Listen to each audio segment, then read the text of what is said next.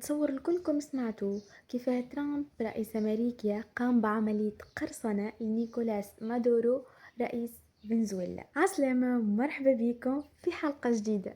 برشا ناس تسأل علاه ترامب يحارب في فنزويلا، هل على خاطر الشعب وإلا فما حكاية أكبر من هكا؟ خليني نفسر لكم اللي فنزويلا في حد ذاتها ماهاش مشكلة، وترامب ماهوش يحارب فيها كبلاد، إما هو يحارب في فكرة وفي رمز. فنزويلا تحت حكم مادورو ونظامها يخدم ضد الرأسمالية، ضد الهيمنة الأمريكية، وقريبة من روسيا والصين. وهنا ترامب يقول إذا خلينا فنزويلا تصمد يعني ينجم يكون نظامها خارج عن السيطرة الأمريكية.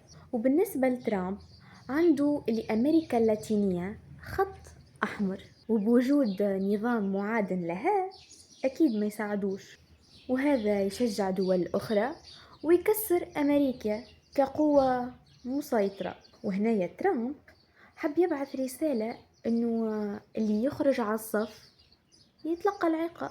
ترامب وصل قام بعدة تفجيرات القوارب جاية من فنزويلا. على شنو قام بتفجير القوارب اللي جاية من فنزويلا؟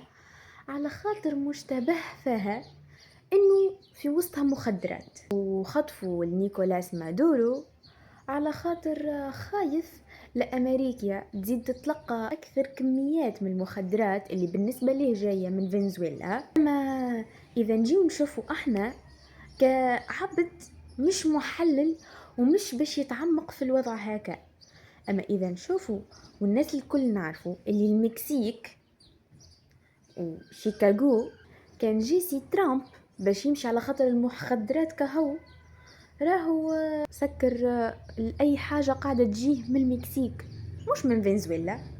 أما الحقيقة الغامضة اللي ما يعرفهاش أغلبكم إنه ترامب حاجته بالنفط متاع فنزويلا، وكما تعرفوا اللي فنزويلا تمتلك 17% من الاحتياط العالمي للنفط الخام، 303 مليار برميل، رغم انه في 2023 عندها 0.8% برك. هيا كنا عرفنا شنو حاجته ترامب بالضبط وعلاش خطف نيكولاس مادورو. وحاليا فنزويلا مقسومة لجهتين، جهة مع ترامب وخطف مادورو يساعدها على الاخر، وجهة ضد ترامب. وفي الحالتين الزوز فنزويلا كلها في خطر.